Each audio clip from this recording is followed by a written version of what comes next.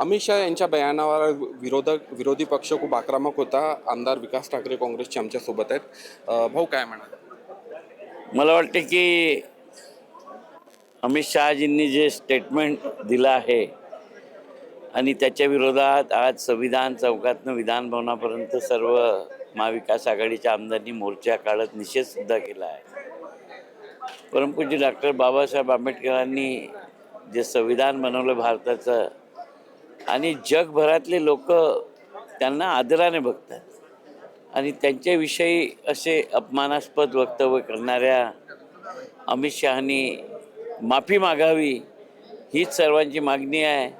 आणि जर ते माफी नाही मागतील तर या देशात हा संदेश गेलाच आहे की हा पक्ष आणि अमित शहा हे आंबेडकर विरोधी आहे आणि आंबेडकरी समाज आणि सर्व लोक त्यांना त्यांची जागा दाखवतील. तोडून मोडून त्यांचा वक्तव्य दाखवण्यात आलेलं आहे आणि त्याच्यावर आक्रमकतेने विरोधक आक्रमक करत आहे.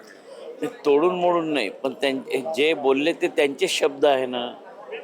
त्यांचे शब्द नसते दुसऱ्याचे शब्द टाकले असते तर, पण त्यांचे शब्द ते कंटिन्यू चालत आहे, ते त्यांचेच शब्द आहे. आता जर चुकीनं निघालं असेल तर माफी मागून घ्यावी.